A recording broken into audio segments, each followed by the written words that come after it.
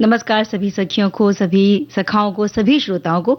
हम आ गए हैं लेकर आपका मनपसंद कार्यक्रम सखी सहेली, और आज मेरे साथ है आरती श्रीवास्तव। आरती, आपको भी नमस्कार। आपको चंचल और सभी सखियों को, सभी सखाओं को आरती श्रीवास्तव का नमस्कार। और मैं चंचल जी आपसे कुछ कहना चाहती हूँ। कहिए। जैसे नमस्कार हम करते हैं जब आते हैं कहीं पे, हाँ, बहुत उत्साह होता है, लेकिन आज बहुत ठंडा ठंडा सा नमस्कार था। हाँ, क्योंकि ना मुझे ठंडा ठंडा नमस्कार चाहिए, क्योंकि मैं चाहती हूँ आप मुझे एक प्रॉमिस सखियों के सामने, सखाओं के सामने करें कि आज मुझे इतनी गर्मी लग रही है, आप मुझे आज आइसक्रीम खिलाएंगी। बिल्कुल, जो ठंडा ठंडा नमस्कार था ना, अभी ठंडी ठंडी आइसक्रीम आपको मिलेगी। बिल्कुल, क्योंकि बहुत गर्मी लग रही है, इतनी गर्मी के हमारे मतलब हालत खराब हो रही है इस समय। तो सोचिए कि जिन क्षेत्रों में बहुत ज्यादा गर्मी पड़ती है, जैसे राजस्थान, मध्य प्रदेश, पंजाब के कुछ क्षेत्र हैं, उत्तर प्रदेश है, दिल्ली है, यहाँ कितनी तपिश होगी, क्योंकि सूरज आग उगल रहा है। सच में ये अप्रैल लग ही नहीं रहा कि अप्रैल है। मई जून के जो बीच में ऐसी गर्मी पड़ती थी, जो अप्रैल में ही पड़ रही थी इतनी बुरी तरीके की गर्मी। तो चलिए अब थोड़ा सा इस गर्मी की बात को शांत करके हम अपने विषय पर आते हैं, और आज जिन विषयों पर चर्चा करने वाले हैं अपने सुनने वालों के साथ में बताते हैं। और पिछले मंगलवार हमने कुछ जरूरी एप्लीकेशंस के बारे में बात की थी कि फोन में कौन कौन से एप्लीकेशंस आपको खास तौर पर रखने चाहिए, जो आपके लिए बहुत सारे काम को आसान कर सकते हैं और बहुत सुविधा दे सकते हैं। बिल्कुल, और आज हम उसी का दूसरा भाग लेकर आए हैं जी, कि और जो हमारी बहुत सारी एप्लीकेशंस में कुछ बच गई थी, उनके बारे में आज हम चर्चा करेंगे, जैसे कि आप उन सबको अपने फोन में रखें, जिससे कि आपका जो जीवन है और आसान हो जाए, बहुत सी चीजें हैं, आपकी परेशानियां हैं, वो हल हो सके। बिल्कुल, क्योंकि ये जो चीजें हैं ना, हमारी जिंदगी को फास्ट काम की तरफ ले जाती हैं, बहुत तेज बना देती हैं, हमारे काम को आसान कर देती हैं, ना कि सुस्ती से और धीरे धीरे वाले काम। और बहुत सारा वक्त तो बचता ही है, साथ में हमारी बहुत सारी मेहनत भी बचती है। जो हम उस मेहनत को या उस समय को हम दूसरे काम में लगा सकते हैं। बिल्कुल, जो कहावत थी ना, मुहावरा की 9 दिन चले 2.5 कोस, यानी कि इतनी सुस्ती में काम नहीं करना है। इन एप्लीकेशंस के जरिए हम बहुत सारे काम को तेजी से कर सकते हैं। तो ये जो मैंने आपको भी मुहावरा है, कहावत, इसे हम जो भी कहें, इस पर भी आज बात होने वाली, क्योंकि जो मुहावरों की दुनिया है, इसमें यही मुहावरा हमने आज लिया है, 9 दिन चले 2.5 कोस। तो आप हमें बताइए इसके बारे में, आप भी बताइए, और आप किस तरह से इसको अपने जीवन में प्रयोग कर सकते हैं, किसके लिए प्रयोग करते हैं, आप इसके बारे में बताइए। इसके अलावा मंगलवार को हम एक उद्यमी महिला के बारे में बात करते हैं। तो सखी विशेष में आज जिनकी बात होगी वो हैं शुभा भटनागर जी। और हल्की फुल्की बातें भी हम करेंगे कुछ। हाँ, वही जरूर करेंगे। बहुत भारी भारी बातों के बाद थोड़ी हल्की फुल्की बातें भी होनी चाहिए। तो आज हम बात करेंगे अपने अपने तकिया कलाम के बारे में। तो अगर हमारे सुनने वाले हैं जिनका अपना कुछ तकिया कलाम है, सबका होता है, हम चाहे उसे हमें ध्यान रहे या हम उसको इस तरह से बोल दें कि हमें खुद ही पता ना चले, लेकिन कुछ ना कुछ ऐसा होता है जो हम दोहराते हैं वाक्य, वो इस तरह से आदत में शुमार हो जाता है कि जाने अनजाने कब हमारे मुंह से वो शब्द निकल जाते हैं और जो बन जाते हैं हमारे तकिया कलाम। जैसे अब बिल्कुल ठीक है, बिल्कुल ये चीजें अगर हम नोटिस करें तो बहुत सारी चीजें ऐसी निकलेंगी जो हम दोहराते हैं। हाँ, बिल्कुल ठीक है। तो भाई आज एक खास दिन भी है, उसके बारे में बताते हैं कि कार्य पर सुरक्षा और स्वास्थ्य के लिए एक दिवस मनाया जाता है, जो कि आज है। और ये कोई नियम नहीं है आरती, बल्कि हर व्यक्ति की जिम्मेदारी भी है, क्योंकि आज के समय में जिस तरह से उद्योग बढ़ रहे हैं, जीवन शैली हमारी व्यस्त हो रही है, और बहुत सारे जो कार्य क्षेत्र हैं वहाँ खतरे भी होते हैं। जैसे जिन मशीनों पर काम किया जाता है तो उन मशीनों से चोट लग सकती है, और रासायनिक किसी क्षेत्र में काम कर रहे हैं तो उनका कुछ विपरीत प्रभाव आपकी सेहत पर पड़ सकता है। तो इस तरह के जो भी काम हैं वहाँ खास तौर पर जो काम करते हैं कामगार लोग हैं, उनकी सुरक्षा और स्वास्थ्य पर ध्यान देना बहुत जरूरी है। बिल्कुल, और ये दिवस हमें ये भी याद दिलाता है कि सुरक्षा नियमों का पालन बहुत जरूरी है, और साथ ही किसी भी संस्थान या कंपनी की प्रगति के लिए उसके कर्मचारियों को स्वस्थ रहना बहुत जरूरी होता है, और सुरक्षित वातावरण होने से वहां की उत्पादकता भी बढ़ती है। और कार्यस्थल पर सुरक्षा और स्वास्थ्य के लिए विश्व दिवस पहली बार 2003 में मनाया गया था। और ये इसीलिए मनाया गया था कि दुनिया भर में कार्यस्थलों पर होने वाली जो भी दुर्घटनाएं हैं या कार्य की वजह से जो भी बीमारियां होती हैं, उनके लिए जागरूकता बढ़ सके और सुरक्षित उनका वातावरण उनको बढ़ाकर दिया जा सके। और ये दिवस मुख्य रूप से इंटरनेशनल लेबर ऑर्गेनाइजेशन यानी ILO द्वारा आयोजित किया जाता है, और दुनिया भर के श्रमिक और उनके अधिकारों की सुरक्षा के लिए ये काम करता है। बिल्कुल, और इस दिवस को मनाने का मुख्य उद्देश्य ही यही है कि काम के दौरान होने वाली दुर्घटनाओं और बीमारियों को कम कर सकें, और इसके साथ कर्मचारियों के स्वास्थ्य और सुरक्षा के प्रति जागरूकता को हम किस तरह से बढ़ा सकते हैं, और सुरक्षित कार्य वातावरण को बढ़ावा देना और श्रमिकों के अधिकारों की रक्षा करना इस दिवस का मुख्य उद्देश्य है। और हर साल अलग विषय के साथ में इस दिन को हम मनाते हैं, यानी कि 2026 में जब हम इसे मना रहे हैं तो इसका विषय या इसकी थीम है स्वस्थ मनोसामाजिक कार्य वातावरण की आवश्यकता। और ये थीम जो भी है ये मानसिक स्वास्थ्य, कार्यभार संतुलन और सहायक संस्कृति के महत्व पर जोर देती है। कई बार हम देखते भी हैं कि जो बड़ी बड़ी इमारतें होती हैं, मुंबई में खासतौर पर जो बहुत ऊंची ऊंची इमारतें हैं, वहां जब साफ सफाई की जाती है या उन पर रंगाई पुताई का कार्य किया जाता है, इस तरह के जो भी जोखिम वाले खतरे वाले काम हैं उनकी सुरक्षा के मद्देनजर भी हमें ध्यान देना चाहिए। बिल्कुल। और अब हम ध्यान दें कि एक गीत सुनने के लिए।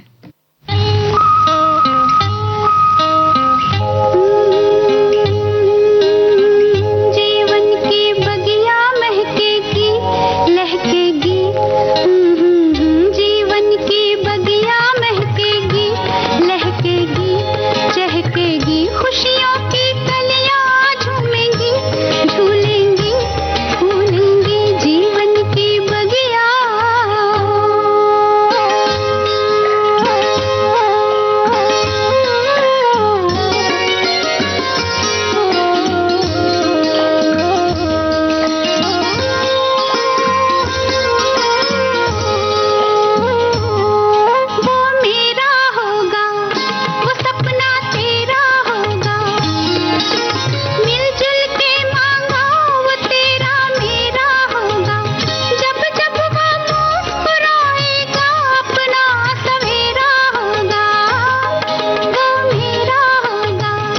वो सपना तेरा होगा, मिलजुल के मांगा वो तेरा मेरा होगा, जब जब वो मुस्कुराएगा अपना सवेरा होगा, थोड़ा हमारा थोड़ा तुम्हारा, आएगा फिर से बचपन हमारा, जीवन की बगिया महकेगी लहकेगी चहकेगी, खुशियों की कलियां झूमेंगी झूलेंगी फूलेंगी, जीवन की बगिया।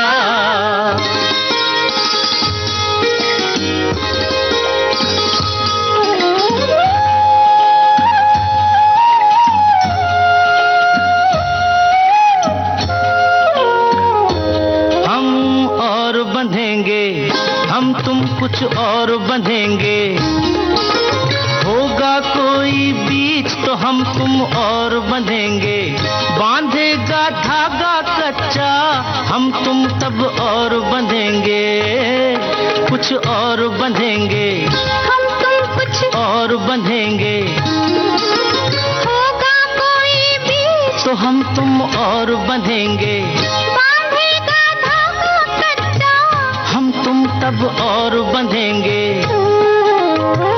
थोड़ा हमारा थोड़ा तुम्हारा, आएगा फिर से बचपन हमारा, जीवन की बगिया महकेगी लहकेगी चहकेगी, खुशियों की कलियां झूमेंगी झूलेंगी फूलेंगी, जीवन की बगिया।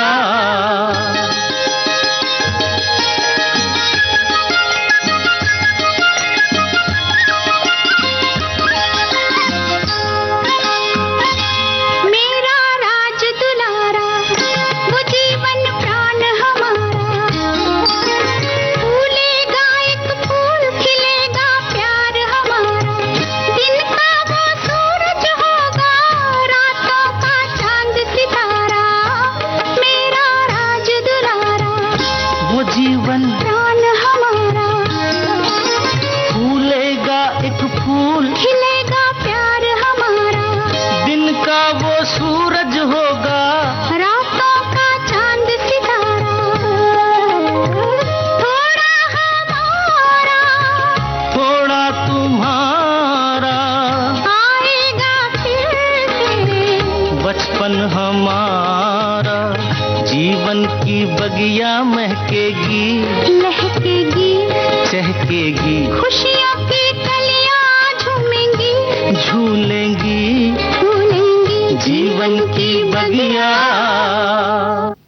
आरती, जीवन की बगिया महकेगी, लेकिन पता है जब ये और महकती है हमारे बहुत सारे काम अगर आसान हो जाते हैं और वो होते हैं बहुत सारी मोबाइल एप्लीकेशन से, जो कि जरूरी भी हैं। बिल्कुल, क्योंकि ऐसी चीजें जो रोजमर्रा में हमारे साथ में होती रहती हैं और हमें जरूरत पड़ती रहती है, यात्रा हम करते रहते हैं तो रेलवे के ऐप हैं या इस तरह के जो भी जरूरी ऐप है वो होने बहुत जरूरी हैं। बिल्कुल। और पिछली बार जैसे मैं बता दूं, हमने बात करी थी मदद ऐप की, जो कि डॉक्यूमेंट खोने या किसी शिकायत करने या इमरजेंसी की स्थिति में चुनौतियों से जूझने में मदद करता है। और हमने बात करी थी डिजी लॉकर ऐप की, जो कि फिजिकल डॉक्यूमेंट को साथ रखने के झंझट से छुटकारा पाने के लिए किया गया है। हमने बात करी थी माई स्कीम की और माई गवर्नमेंट ऐप की, और साथ ही हमने बात करी थी उमंग ऐप की, जो बहुत सारी सरकारी सर्विस देता है हमें, और साथ ही भीम ऐप की, जो डिजिटल इकोनॉमी को बढ़ावा देने के लिए बनाया गया है, और IRCTC ऐप की हमने बात करी थी, जो ट्रेन की सर्च, सामान्य बुकिंग, विशेष महिला टिकट बुकिंग, तत्काल और प्रीमियम तत्काल कोटा बुकिंग, इन सबको करने में मदद करता है। और अब हम बात करने जा रहे हैं एम पासपोर्ट सेवा की, यानी कि रेल के ऐप की बात हो गई। अब पासपोर्ट के जरिए किस तरह से जो चीजों को आसान बनाएंगे, तो बताइए इसके बारे में भी। हाँ, तो एम पासपोर्ट सेवा, इस ऐप के जरिए आवेदक जो है वो अपने पासपोर्ट की स्थिति को देख सकता है, निकटतम पासपोर्ट सेवा केंद्र का पता लगा सकता है, और सत्यापन के लिए जितने भी आवश्यक दस्तावेज चाहिए, डॉक्यूमेंट्स चाहिए, और पासपोर्ट को प्राप्त करने से संबंधित जितने भी विभिन्न चीजें हैं, आपको जितने भी चरणों से गुजरना है, जितने भी स्टेजेस को पार करना है, उसके बारे में सारी सामान्य जानकारी आप वहां से प्राप्त कर सकते हैं। और ये पुलिस सत्यापन की स्थिति और अस्वीकृति की स्थिति में पासपोर्ट कार्यालय में अपील करने का कौन सा तरीका है, उसकी पूरी जानकारी आपको प्रदान करता है। बिल्कुल आरती, कई बार ऐसा होता है जब हमें पासपोर्ट बनाना है और वो इसलिए जरूरी है, अगर हमें कोई विदेश यात्रा करनी है तो उसकी जरूरत है, लेकिन हमें क्या क्या दस्तावेज तैयार करने हैं और कितने लंबे प्रोसेस से हमें गुजरना पड़ेगा, इसकी जानकारी बहुत सारे लोगों को नहीं होती है, और ये ऐप इसमें बहुत कारगर साबित हो सकता है। हाँ, और अब हम बात करेंगे अतुल्य भारत पर्यटन मंत्रालय द्वारा विकसित एक पर्यटन ऐप की, है ना, जो कि अतुल्य भारत नाम से है। तो जो स्थानीय और विदेशी दोनों पर्यटकों के लिए विशेष रूप से तैयार किया गया है। इस मोबाइल ऐप को आधुनिक यात्रियों की प्राथमिकताओं को ध्यान में रखते हुए डिजाइन किया गया है। ये ऐप जो है वो पर्यटन स्थलों के बारे में पूरी विस्तृत जानकारी देता है, जिसमें सरकारी अधिकृत टूर ऑपरेटर कौन कौन से हैं, होटल है, ट्रेन परिवहन की सुविधा किस तरीके से है, कैसे आपको लेनी है, स्वास्थ्य सेवा कौन कौन सी है, कैसे आप उनको ले सकते हैं, किसी विशेष स्थान पर जाने का सबसे अच्छा समय कौन सा है, त्योहारों की महत्वपूर्ण तिथियां कौन सी हैं, और ताकि पर्यटक जो है वो स्थानीय लोगों के साथ वहां पे भाग ले सकें उस उत्सव में, है ना, वो शामिल हो सकें, तो स्थानीय व्यंजनों का भी वो आनंद ले सकें। इसके लिए ये ऐप बहुत ही महत्वपूर्ण है अगर आपको यात्रा करने का शौक है। बिल्कुल, जो घूमने फिरने के शौकीन है, और शौकीन नहीं, चलिए आप साल में एक बार भी जाते हैं छुट्टियों के समय में, तो भी कई बार हम सोचते ही रहते कि कहाँ जाएं, कैसे जाएं, और वहां हमारे साथ कहीं कोई ठगी ना हो जाए। इस चीज को लेकर बहुत चिंता होती है लोगों को कि नई जगह पर जाने के लिए वहां से हम कहाँ से चीजें खरीदें, घूमने के लिए हमें अगर कुछ गाड़ी लेनी है, बस लेनी है, तो वो किस तरह से ली जाएगी, और साथ ही कौन सा समय उसके लिए बहुत ज्यादा अच्छा है कि कौन सा समय वहां पे और मतलब उत्सवों में भी भाग ले सकते हैं वहां पे। तो ये जो डर है इनसे मुक्ति मिल जाती है इस तरह के ऐप अगर आपके पास में है। इसी तरह से पोस्ट इंडो डाक विभाग का भी एक ऐप है जिसके बारे में पोस्ट इन्फो जो इन्फॉर्मेशन देता है उसका, जी, और ये ऐप पार्सल ट्रैकिंग, डाकघर खोज, डाक शुल्क कैलकुलेटर, बीमा प्रीमियम कैलकुलेटर और ब्याज कैलकुलेटर जैसी सुविधाएं हमें प्रदान करता है। डाक विभाग डाक जीवन बीमा और ग्रामीण डाक जीवन बीमा के माध्यम से विभिन्न प्रकार की जीवन बीमा पॉलिसियां प्रदान करता है, और उपयोगकर्ता इस ऐप के माध्यम से सभी पात्र डाक ग्रामीण डाक जीवन बीमा पॉलिसियों के देय प्रीमियम की जानकारी प्राप्त कर सकते हैं। बिल्कुल, जो भी आपके ये बीमा पॉलिसी की कितना प्रीमियम देना है, आप ये सारी जानकारी आप पोस्ट इन्फो डाक विभाग के ऐप से ले सकते हैं। और साथ ही हम बात करेंगे एम परिवहन ऐप की, जो ऐप जो कि ड्राइविंग लाइसेंस यानी और जो वाहन पंजीकरण प्रमाण पत्र जो है उसको डिजिटल रूप से स्टोर करने की सुविधा देता है कि अपना आप जो भी लाइसेंस है आपका उसमें स्टोर करके रख सकते हैं। ये भौतिक दस्तावेजों की आवश्यकता को, डॉक्यूमेंट्स की आवश्यकता को खत्म करता है कि अब आपको बहुत सारे पोथी पत्रे लेके नहीं चलने, आप उसके अंदर डाल सकते हैं, जिससे आप RC, PUC और DL जैसे दस्तावेज जो हैं, डॉक्यूमेंट्स जो हैं, वो आप मोबाइल पर ही दिखा सकते हैं अगर किसी कोई आपसे मांगता है तो। साथ ही अपनी RC और DL को ऐप में जोड़कर एक वर्चुअल दस्तावेज जो डॉक्यूमेंट है वो एक वर्चुअल डॉक्यूमेंट बना सकते हैं। जी, और इसके अलावा और कौन से ऐप हैं जरूरी? हाँ, इसके अलावा हम बात कर सकते हैं एम आधार की, बहुत ही महत्वपूर्ण, ये भी सारे महत्वपूर्ण है, ये भी बहुत महत्वपूर्ण ऐप है, जो भारतीय विशिष्ट पहचान प्राधिकरण यानी कि UIDAI द्वारा विकसित एक आधिकारिक मोबाइल एप्लीकेशन है, जो आधार कार्ड धारकों को अपने स्मार्टफोन पर डिजिटल आधार ले जाने की अनुमति देता है। ऐप से हम आधार डाउनलोड कर सकते हैं, वर्चुअल आईडी को यानी कि जो VID है, आप वर्चुअल आईडी को जनरेट कर सकते हैं, ऑफलाइन KYC को आप साझा कर सकते हैं और एक मोबाइल नंबर पर पंजीकृत परिवार के अधिकतम 3 सदस्यों की प्रोफाइल को एक ही ऐप में जोड़ा जा सकता है। ये ऐप अंग्रेजी के साथ साथ हिंदी, मराठी और गुजराती सहित 12 भारतीय भाषाओं में उपलब्ध है। और अब सुनते हैं ये गीत।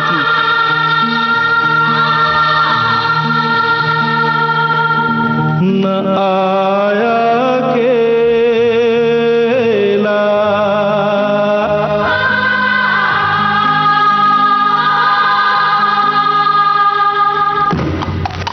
मेरे संग संग संग संग संग आया तेरी यादों का मेला, मेरे संग संग आया तेरी यादों का मेला।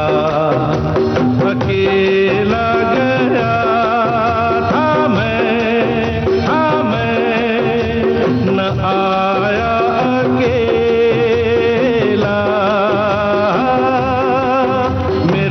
संग आया तेरी यादों का मेला, मेरे संग संग संग संग संग आया तेरी यादों का मेला।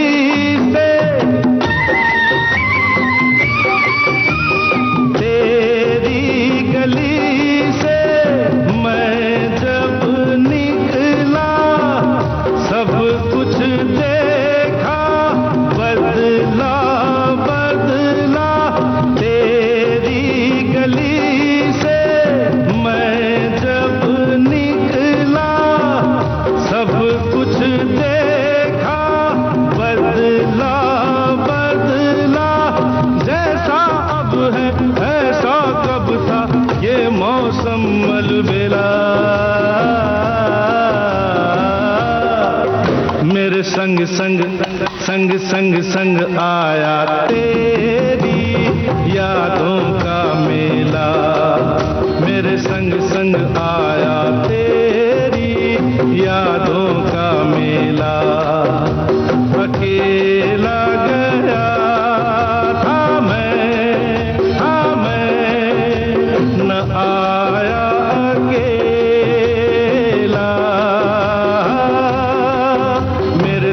संग आया तेरी यादों का मेला, मेरे संग संग आया तेरी यादों का मेला।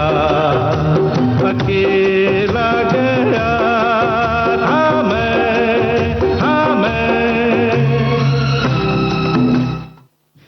और इस गीत के बाद में हम अब जो बाकी के ऐप्स अभी भी बहुत सारे हैं जो जरूरी ऐप हैं, सारे काम कर सकें, बिल्कुल उनकी बात हम करते हैं।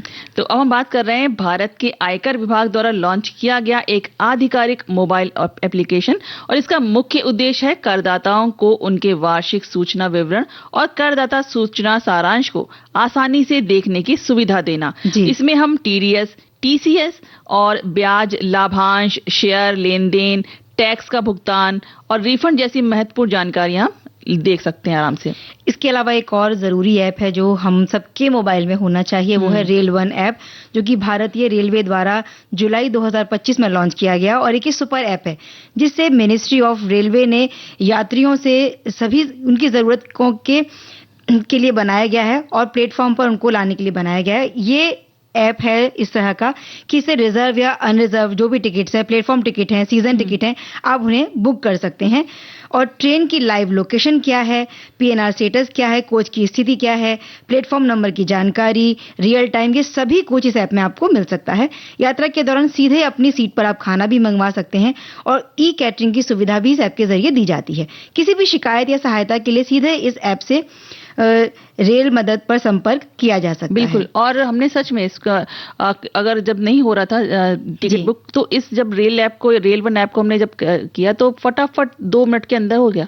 तो इससे अगर आप करेंगे तो आपको बहुत आसानी, आप जाएंगे उसको बुक करने के लिए टिकट, फिर इतने घंटे आप वहां खड़े रहेंगे, तो इससे बेहतर है कि आप अपने मोबाइल में ऐप रखिए और फटाफट काम करिए। मुंबई जैसे शहर में रहने वाले जो लोग हैं जिन्हें लोकल ट्रेन से रोजाना ही यात्रा करनी पड़ती है एक गंतव्य से दूसरे गंतव्य तक जाने के लिए, उनके लिए भी ये बहुत मददगार है। बिल्कुल बिल्कुल। और हम बात करेंगे राष्ट्रीय ई पुस्तकालय की, जो कि महत्वपूर्ण डिजिटल पहल है जिसका मुख्य उद्देश्य देश के हर कोने में उच्च गुणवत्ता वाली पठन सामग्री पहुंचाना है। इसे शिक्षा मंत्रालय के तहत स्कूल शिक्षा और साक्षरता विभाग द्वारा विकसित किया गया है। मुख्य जानकारी इस प्रकार से है, इसके अंदर हम बता सकते हैं कि इसमें 23 भाषाओं और 22 प्रमुख भाषाएं और प्लस अंग्रेजी में पुस्तकें उपलब्ध हैं, जिसमें मतलब जो भी आप भाषा को बोलने वाले हैं आप आराम से इसमें पुस्तकें ले सकते हैं। और इसमें आप फिक्शन, नॉन फिक्शन यानी जो वैसी काल्पनिक कहानियां होती हैं और वैसी जो असली वैसी अच्छी कहानी, वैसे उस तरह की जो साहित्य होता है वो सब, और कविता, इतिहास, बहुत कुछ शामिल है। मतलब आप कुछ भी इसमें अपनी ज्ञान बढ़ाने के लिए आप पुस्तकें पढ़ सकते हैं और अनेक भाषाओं में पढ़ सकते हैं। बिल्कुल, जो पढ़ने लिखने के शौकीन हैं, जो अच्छा साहित्य पढ़ना चाहते हैं, उनके लिए बड़े काम का ऐप है। और इसी तरह का कुछ मिलता जुलता सा एक और ऐप है, वो है ई लाइब्रेरी, और डिजिटल रूप में पुस्तकों, जर्नल्स, वीडियो और ऑडियो का एक ऑनलाइन संग्रह है इस ऐप में, जिसे इंटरनेट के माध्यम से स्मार्टफोन या लैपटॉप पर कभी भी और कहीं भी पढ़ा जा सकता है। ये पारंपरिक पुस्तकालयों का एक आधुनिक रूप है जो शिक्षा और अनुसंधान के लिए व्यापक सामग्री हमें प्रदान करता है। इसके अलावा कोई और जरूरी ऐप मुझे लगता है कि कुछ नहीं रहा है। बिल्कुल, एक बहुत जरूरी ऐप है जिसके जरिए हम सब आपस में जुड़े हुए हैं, सखा और सखियां जितने भी हैं, वो है app news on air app, जिसके जरिए हम अपनी सब जानकारियां, जैसे हम आपसे बात कर रहे हैं, आप ये सब सुन सकते हैं और हमसे मिल सकते हैं। तो चलिए अब सुनते हैं एक बहुत खूबसूरत सा गीत।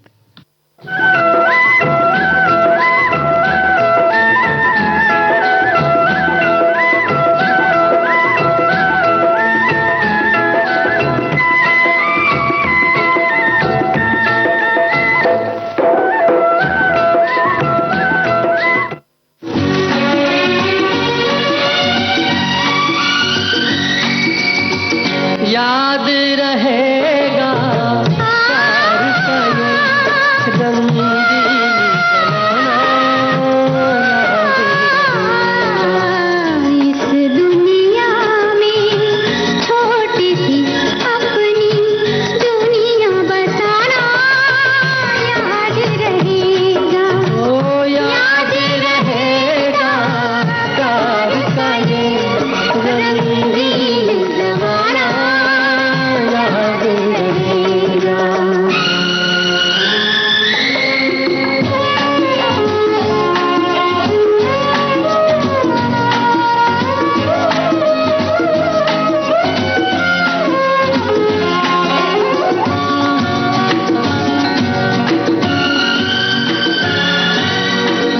एक है हम और एक रहेंगे, सुख में भी और दुख में भी।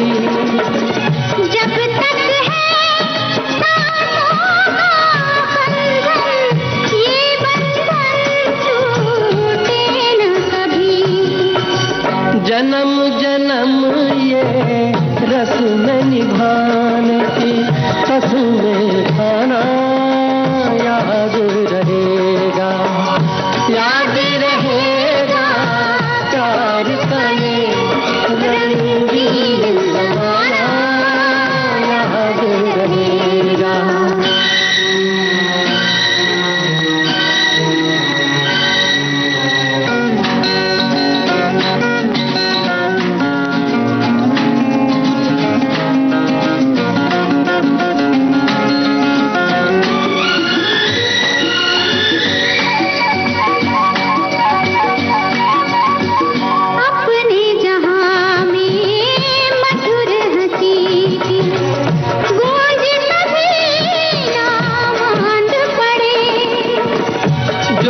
कदम बढ़ता अपना एक दूजे की ओर बढ़े।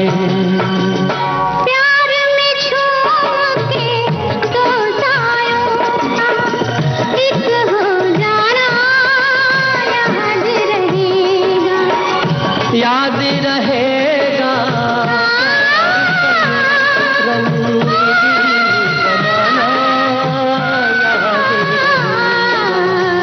इस दुनिया में छोटी सी अपनी दुनिया बसाना याद रहेगा। ओ याद रहेगा प्यार का ये रंगीन जमाना याद रहेगा। एक युवा निर्देशक जिसका ताल्लुक विविध भारती से रहा अपने बचपन से। तो विविध भारती से मेरा नाता रहा है गाने सुनना। घर पे पिताजी को बहुत शौक था पुराने गानों का, अभी भी है।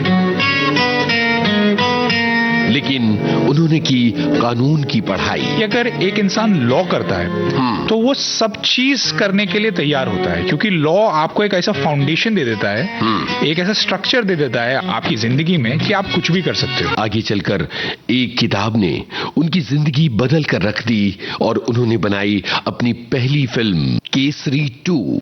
पर जब मैंने ये किताब पढ़ी मुझे पता चला कि मुझे जलियांवाला बाग के बारे में सारी चीजें नहीं पता, बट जब मुझे इसके पीछे की कहानी पता चली मुझे लगा ये एक्सपीरियंस मैक्सिमम लोगों तक।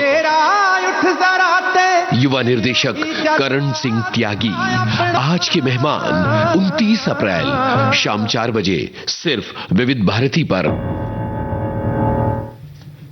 तो ये प्रोग्राम जरूर सुनेंगे हमारे जो भी श्रोता साथी हैं। और अब बात करते हैं हम एक ऐसी महिला की, एक ऐसी सखी की जिसने उस समय अपने काम की शुरुआत की जहां जाकर अक्सर लोगों को लगता है कि अब तो भाई रिटायरमेंट का समय आ चुका है, अब क्या अब तो आराम करेंगे घर में बैठ के। तो उन्होंने क्या किया, उन्होंने शुभावनी स्टार फॉर्म्स की यात्रा मई 2023 में उन्होंने शुरू करी, जब शोभा भटनागर ने अपने परिवार के साथ घर के अंदर केसर की खेती करने का अपना सपना साझा किया। अपने पति जो कि कोल्ड स्टोरेज का उनका व्यवसाय चलाते हैं और अपने बेटे और बहू दोनों इंजीनियरों के सहयोग से शुभा ने कश्मीर की अनूठी जलवायु परिस्थितियों को नियंत्रित वातावरण में दोहराने का मिशन शुरू किया। इनके बारे में और भी बातें जारी रहेंगी, लेकिन इस अंतराल के बाद।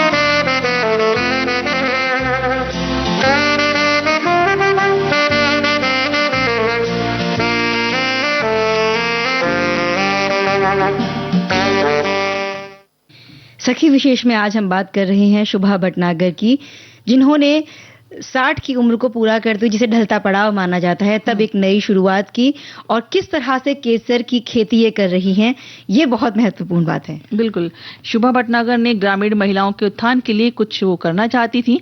अपने परिवार के सहयोग के साथ मैनपुरी में उन्होंने एक कोल्ड स्टोरेज रूम की स्थापना करी, जहां उन्होंने IoT सक्षम सेंसर और कंट्रोलर का उपयोग करके प्रकाश, CO2 और ऑक्सीजन के स्तर की निगरानी करते हुए सफलतापूर्वक केसर उगाया। बिल्कुल, एक बंद कमरे में किस तरह से ये खेती की जा सकती है, ये बात सीखने लायक है इनसे। और इनकी इस कुछ अच्छा करने की जो सोच थी, बस इसी से इन्होंने अपना जो ब्रांड था उसकी शुरुआत कर दी और अपनी पोती और अपने नाम को मिला जुला कर इन्होंने अपने ब्रांड का नाम बनाया।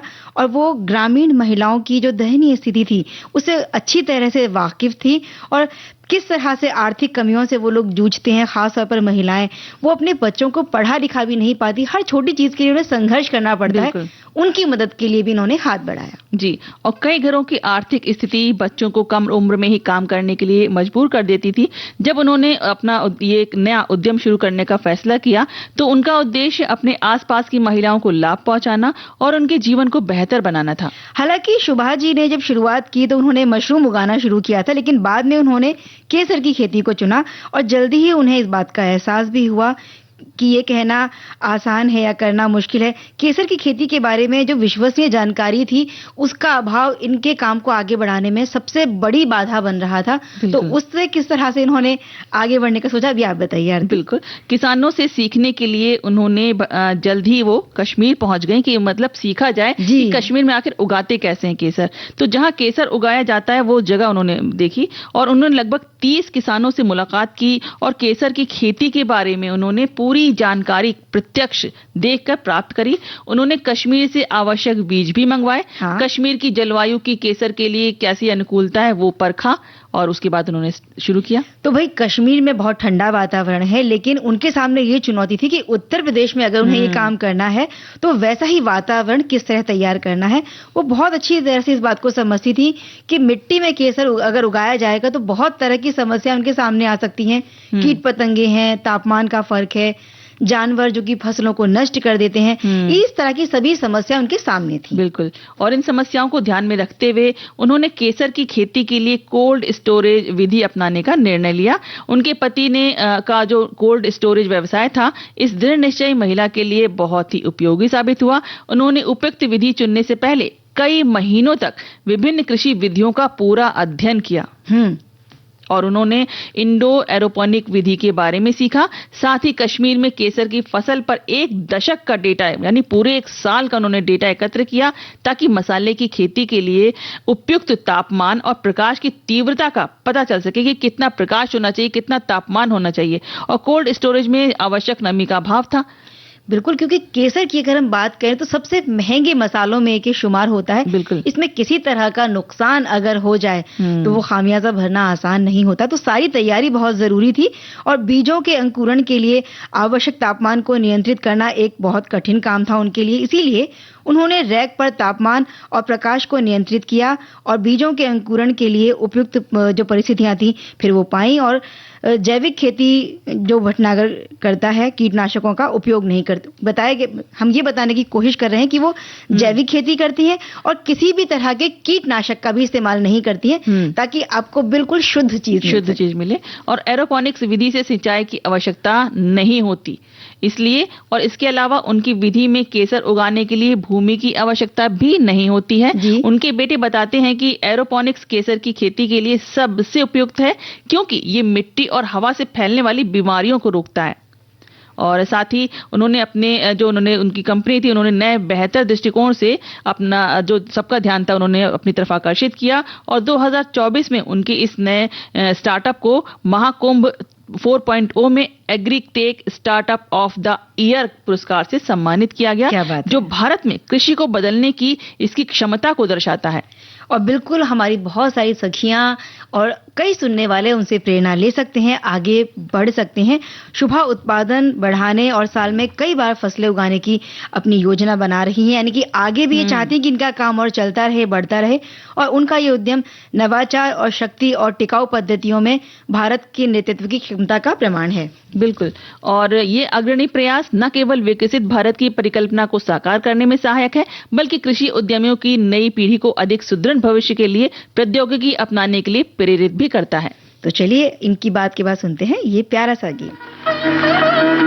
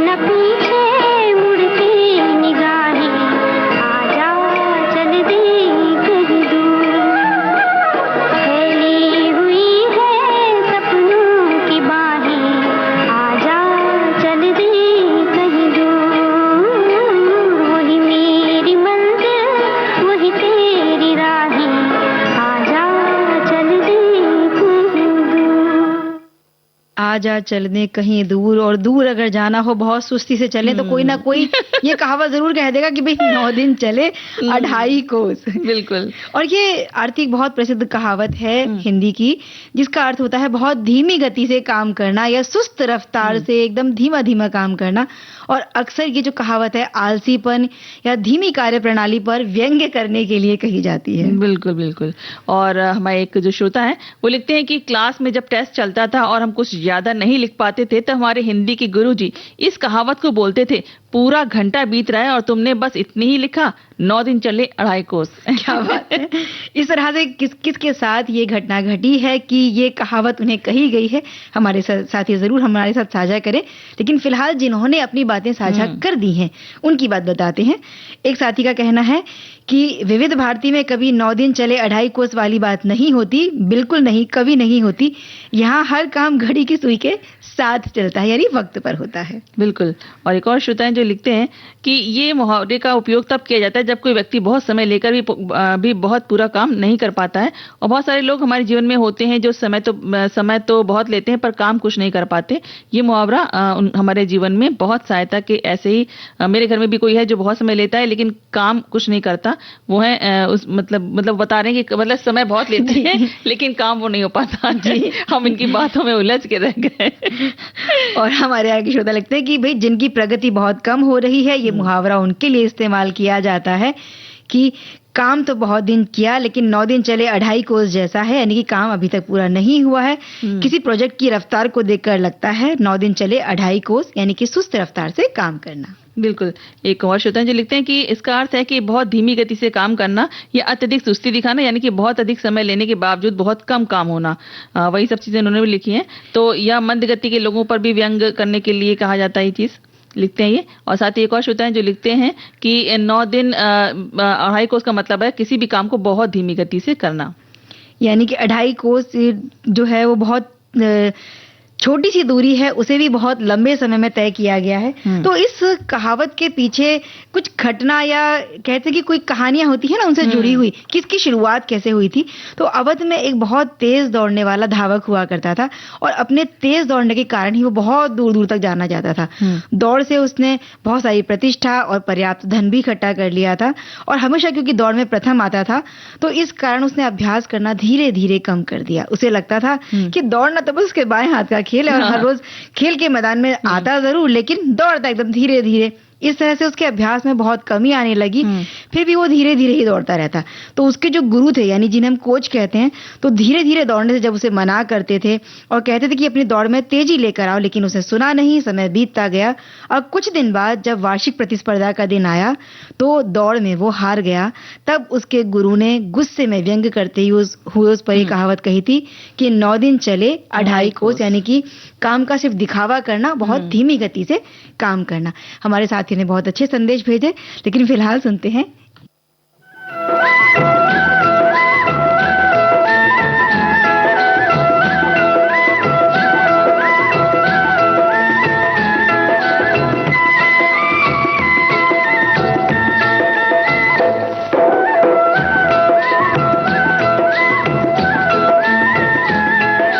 धीरे रे चलो मोरी बांकी हिरनिया, धीरे रे चलो मोरी बांकी हिरनिया, कमर न लचके हाय सजनिया, धीरे रे चलो मोरी बांकी हिरनिया, धीरे रे चलो मोरी बांकी हिरनिया।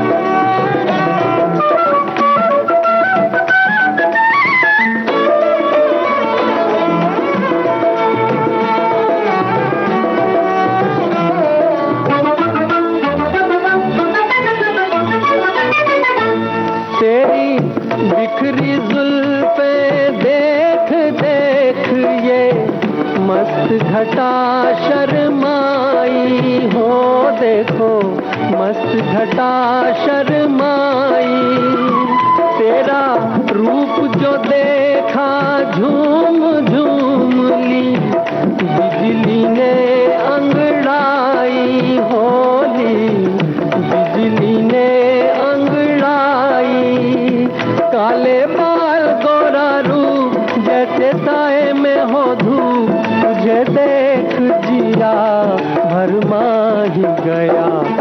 ओ धीरे रे चलो मोरी बाकी हिरनिया, धीरे रे चलो मोरी बाकी हिरनिया।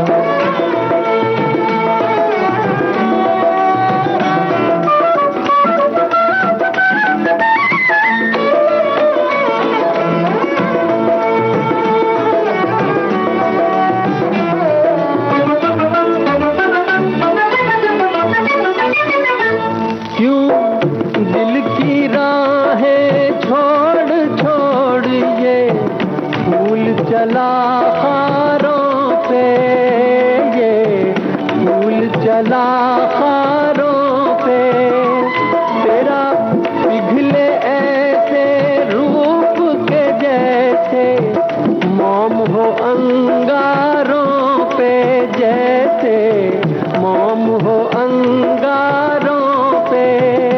तेरा मुखड़ा गुलाबी, तेरी चाल शराबी, मुझे राम कसम नशा ही गया। ओ धीरे रे चलो मोरी बाकी हिरनिया, धीरे रे चलो मोरी बाकी हिरनिया।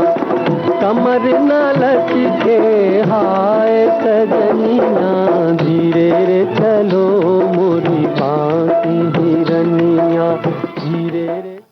भी देखो आरती, धीरे धीरे चलते हम कितना आगे चले आए हैं अपने कार्यक्रम में कि अब बढ़ रहे हैं अपने सेगमेंट की तरफ जो है हल्की फुल्की बातें, और इसमें हम बात करेंगे अपने अपने तकिया कलाम के बारे में। तो क्या क्या तकिया कलाम हमारे श्रोताओं के हैं, उन्होंने क्या लिखकर भेजा है, जरूर हमें बताइए। बिल्कुल, एक हमारे श्रोता हैं जो लिखते हैं कि तकिया कलाम की दुनिया अजीबोगरीब है। हाँ, ना इसकी कहीं पढ़ाई लिखाई है, ना कहीं स्कूल कॉलेज या सिलेबस, फिर भी बहुत तेरे लोग इस विद्या में निपुण हैं।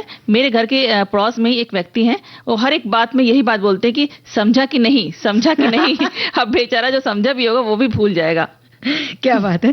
और हमारे श्रोता लिखते हैं कि तकिया कलाम का अर्थ होता है वो शब्द या वाक्यांश जिसे कोई भी व्यक्ति बातचीत के दौरान बार बार दोहराता है। ये शब्द उस व्यक्ति की पहचान बन जाते हैं और अक्सर अनजाने ही वो बात बात में बोलने की आदत बन जाती है। तकिया कलाम हमारी भाषा का एक स्वाभाविक हिस्सा है जो बिना किसी विशेष प्रयास के हमारी जुबान पर चढ़ जाते हैं।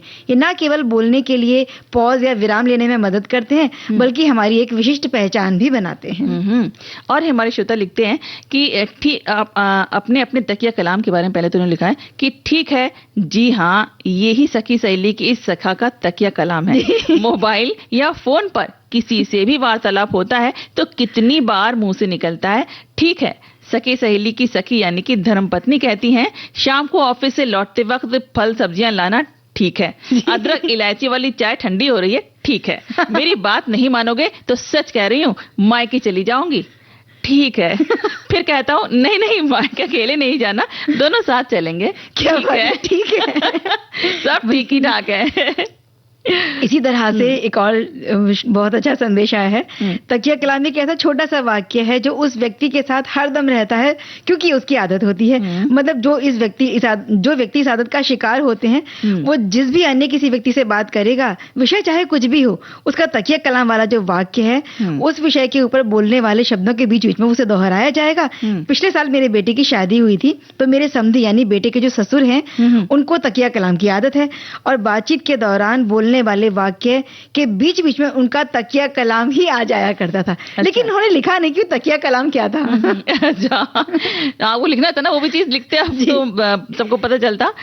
एक और हमारे जो हमारी सखी हैं की जका हैं वो हमें लिखते हैं कि तकिया कलाम जो होता है वो हमें हंसने पर मजबूर कर देता है तो कभी कभी हमें इरिटेट भी करता है। जब किसी अर्थहीन शब्दों को बार बार बोला जाता है, हंसी मजाक में ये किसी किसी की पहचान बन जाते हैं और कई बार तो बोलने वाले को इस बात का एहसास भी नहीं होता कि ये शब्द उसका तकिया कलाम बन गया है। जैसे मुझे नहीं पता कि क्या मैं ऐसा कुछ बोलती हूँ, जरूर बोलती हूँ चाहे वो ठीक है ही क्यों ना बोलती हूँ। जी, एक और छोटा सा लेकिन बड़ा प्यारा संदेश है। तकिया कलाम ये किसी भी व्यक्ति के व्यक्तित्व को खास शैली देता है। यानी इनका प्रयोग बहुत अधिक हो तो ये बात सुनने के लिए झुंझलाहट का कारण बन सकता है और बातचीत के बीच में मुख्य संदेश को भी ये कमजोर कर देता है। तो अभी फिलहाल मुझे लगता है कि लोगों को हमारी बात से बोरियत ना हो, इसलिए एक गीत सुन लेते हैं।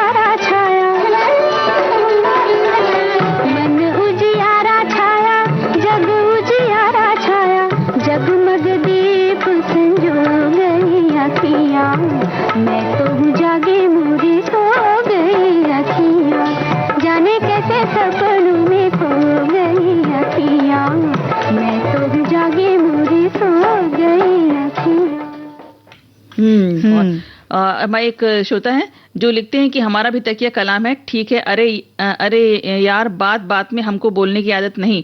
हमारी मित्र का तकिया कलाम ऐसा है कि बाद में अपनी बात याद करके बहुत हंसते हैं। हम पढ़ाते समय गलती से ना निकल जाए इसका ध्यान रखना पड़ता है, क्योंकि बाद में स्टूडेंट्स नकल निकालते हैं। इसलिए मतलब स्टूडेंट्स के सामने थोड़ा ये सतर्क रहते हैं कि अपना तकिया कलाम ना बोलें, ताकि वो बाद में इनकी नकल ना निकालें। जैसे आज मैं बहुत देर से आपको नोटिस कर रही हूँ और मतलब है मतलब ये आपका तकिया कलाम मेरी यानी बहुत सारे तकिया कलाम है, मैं बहुत सारे शब्दों का दोहराव करती हूँ। इसी तरह से मेरी एक सखी मुझे अपनी एक बात सुना रही थी कि उनके बेटे की शादी तय हुई, तो वो अपनी एक सखी को इस बारे में जब खबर दे रही थी तो उनका तकिया कलाम था अरे बाप रे।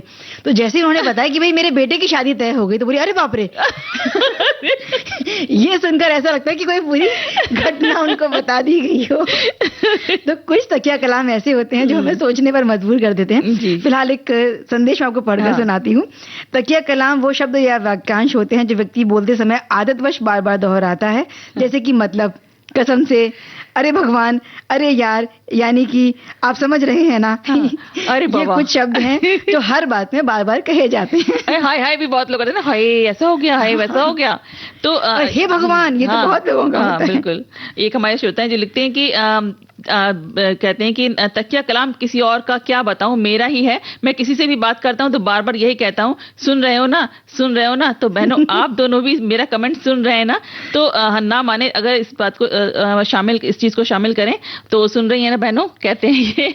हमारे एक अगला संदेश है कि जब मैं बहुत परेशान होती हूँ या फिर कोई बात समझ में ना आए, सामने वाले को क्या जवाब देना है, तो मेरे मुंह से निकल जाता है कुछ ना कुछ तो होगा ही। और ये कुछ ना कुछ मेरा तकिया कलाम है। बिल्कुल। और बातचीत के दौरान अपनी बात, एक हमारे श्रोता लिखते हैं कि बातचीत के दौरान अपनी बात का मतलब समझाने के लिए मतलब की यानी समझे यानी कि शब्दों का उपयोग करना भी तकिया कलाम है। तो चलिए अब चलते चलते सुनते हैं कार्यक्रम का ये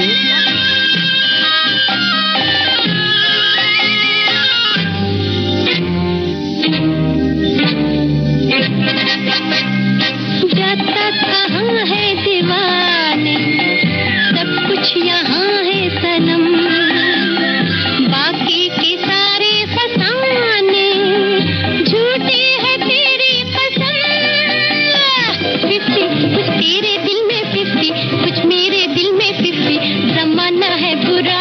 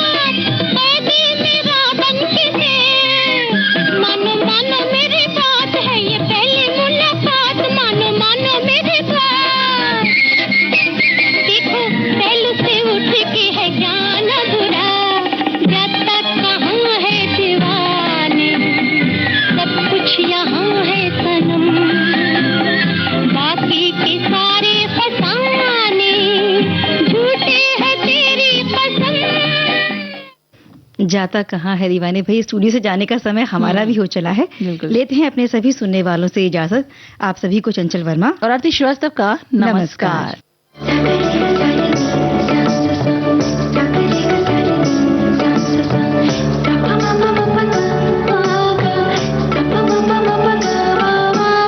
सखी सहेली